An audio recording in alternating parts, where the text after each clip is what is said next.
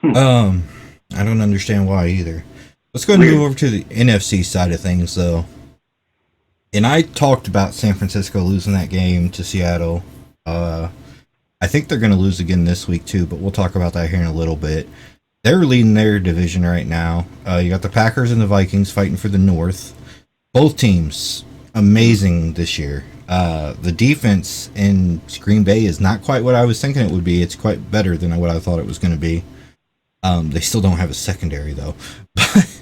But I mean, they're starting to get better. The Saints, another good team. I think the Panthers are slowly knocking themselves out of playoff contention right now, losing games they I shouldn't agree. be losing. The Cowboys are still the Cowboys, and the Eagles, another team that looks like they're trying to knock themselves out of the playoffs. Now that's going to leave teams like Seattle and LA and teams that are trying to fight for their division right now, the Vikings or the Packers, whichever win loses that. These teams like the Panthers and the Eagles are literally shooting themselves in the foot right now, and looks like they could possibly miss playoffs if they don't get their stuff together. Uh, One of the teams that's surprising right now, no, they're not making the playoffs, but they are going to be some playoff upsetters, is the Atlanta Falcons right now. They're 55 and 12 in their last two games. That's the score, 55 to 12 in their last two games. They're Insane. fighting for their head coach right now, and it's very evident. This is a team that if your favorite team is facing them, be worried and go into it. Don't think you're going to blow them out like they've been getting blown out early in the season. That team's. I took their defense in fantasy this week just because of how good they've been playing the last 2 weeks. Wow. Yeah. So I'll what do tell you you think? what though, and Atlanta wasn't playing against some bum teams either. They played against the Saints and they played against the Panthers, both playoff contention teams, and they put those numbers up. Yeah, they're most definitely fighting for their coach. They're fighting for Quinn, and I think that just with this momentum moving forward, I think they might have gave some security to him. He made the Super Bowl with that team. Unfortunately, they had the terrible loss with the comeback.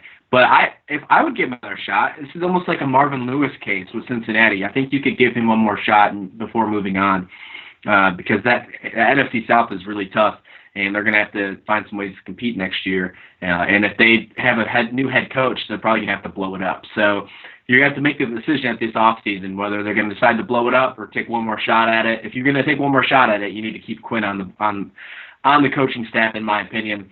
I really like this Minnesota team. I know we've talked about it a lot. NFC is so interesting. You could either be the second seed with home field advantage, or you could be the fifth seed with an away playoff game on Wild Card Weekend with just one different loss right now. It's insane. One game. So all these games for the next 6 weeks in the NFC are so important for these teams that are battling for a playoff spot. We only got about 2 seconds left on NFC players. I got a hot take for you. Something I've been thinking Okay? about. All And I right? want you to think about this. And I don't want I mean, you can give your answer right now, but I want you to think about this for a week, and then we're going to talk about it again next week.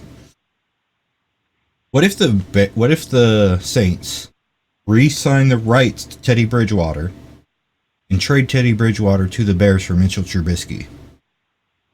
Hmm. That gives Drew Interesting. Brees one more I'll year hold. at the helm. Gives Mm-hmm.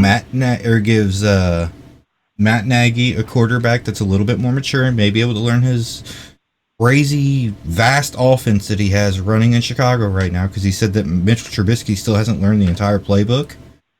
That kind of raises concerns about one, how big is your fucking playbook, and two, is Mitchell Trubisky taking forever to learn plays?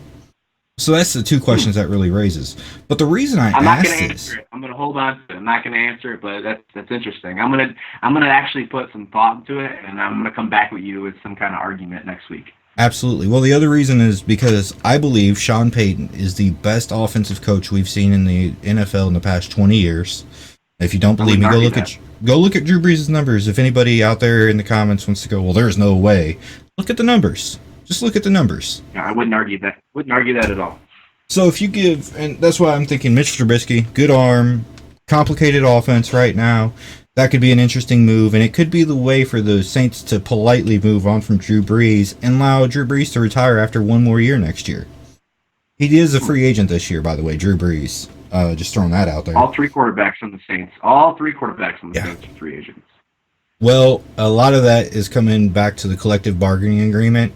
and a lot of these guys aren't really sure what's going to be happening after this. So a lot of guys actually set their contracts up to expire on this year because there's a good chance that the salary will be higher next year and they'll be able to get a bigger contract out of said team.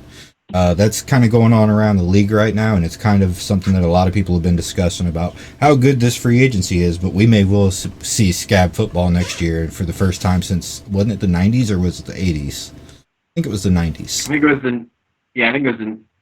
the 90s, but I don't think that's going to happen. I think we'll reach an agreement.